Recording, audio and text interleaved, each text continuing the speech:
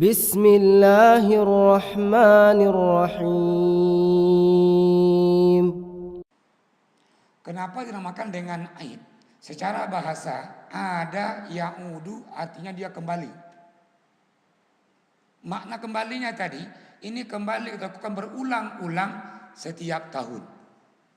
Tahun ini Aid, tahun depan Aidun lagi, tahun selanjutnya Aidun lagi. Maka at-tikrar yang berulang-ulang ini disebut dengan Aidun. Ada ya'udu. Dalam Islam ada dua hari raya dia. Idul Fitri wa Idul Adha. Kenapa dua? Dulu sebelum syariatkan sembahyang Id ini, sembahyang Id syariatkan dia tahun kedua Hijriah. Artinya tahun kedua Nabi di Madinah. Kalau begitu 13 tahun di Mekah. Tambah tahun pertama di Madinah, belum ada ini sembahyang Id. Orang-orang Yahudi dulu itu setiap tahun 2 kali membuat dia pesta. Maka Rasulullah kita ganti pesta itu dengan 2 pesta juga. Itu pestanya Idul Fitri wa Idul Adha. Maka 2 pesta ini kan dia pesta makan minum, diharamkan kita ini berpuasa. Apa yang sunnah? Ketika orang sembahyang Id tadi, yang pertama at-tabkir ilal masjid, mensegerakan ke masjid.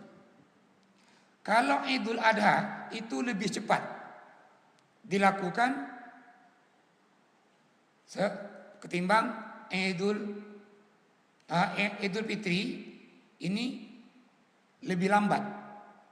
Idul Adha lebih cepat. Kenapa? Disunnahkan sebelum sembahyang itu kita ini berpuasa. Nanti tanggal 10 Zulhijjah paginya itu ambil niat sunat puasa Idul Adha. Kapan berbukanya? Setelah pulang sembahyang Id. Kebalikannya, kalau Idul Fitri paginya itu disunahkan kita berbuka dulu, baru kita ke masjid. Kenapa demikian? Nabi mencontohkan, anna nabiyya aftara sabahan qabla Idul Fitri. Sementara Idul Adha Nabi berpuasa. Dan ini makanya kapan? Pulang dari masjid.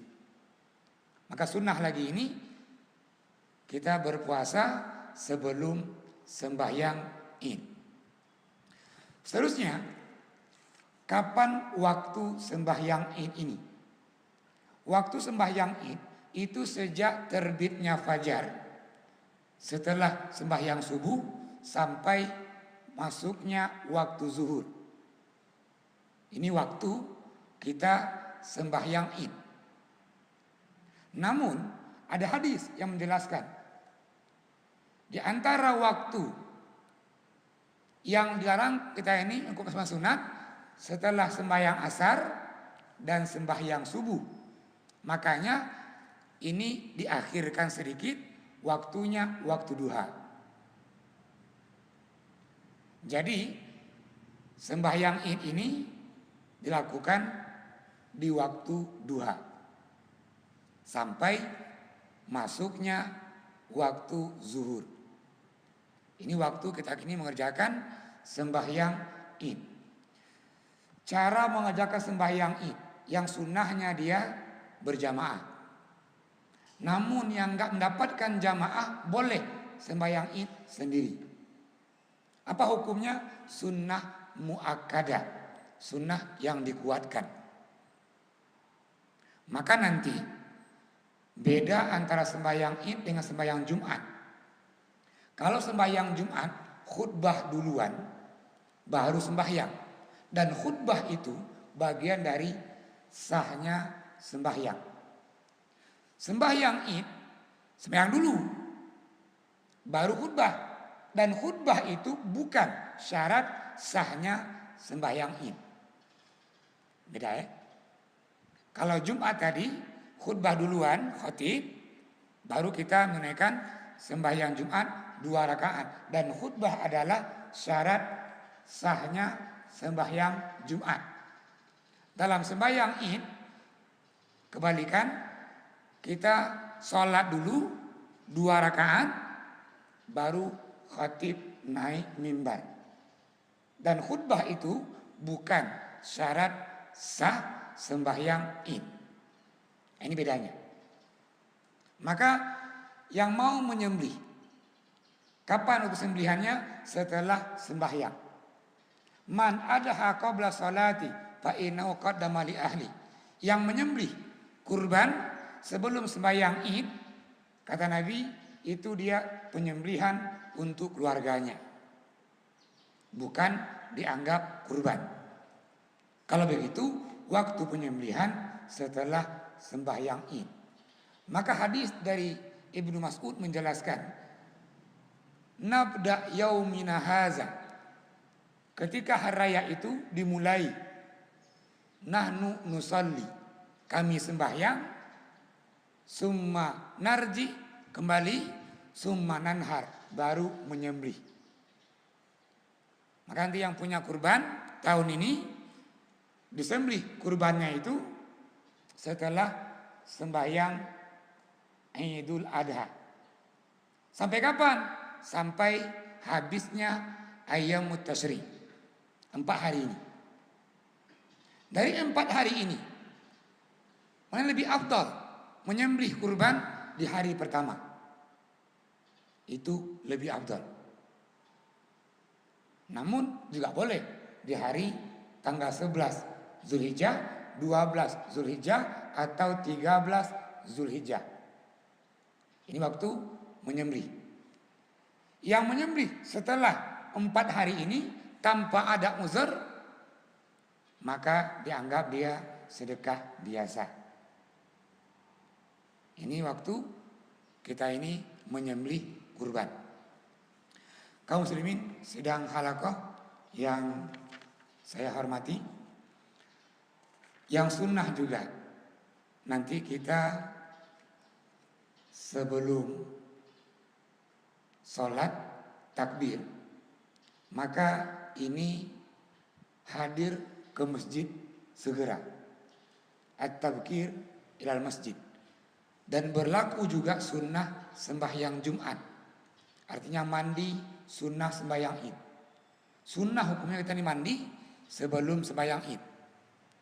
Terus pakai wangi-wangian dan pakai baju yang paling bagus. Kalau tanya ini apa warna yang paling bagus, warnanya putih. Warna putih itu warna yang paling bagus, yang paling afdal. Makanya ketika orang meninggal dunia, kain kafannya itu berwarna putih. Ketika orang ihram haji itu pakaiannya berwarna putih. Nanti kalau orang meninggal dunia, kain kafannya itu kain batik, bukan gak sah matinya, sah matinya.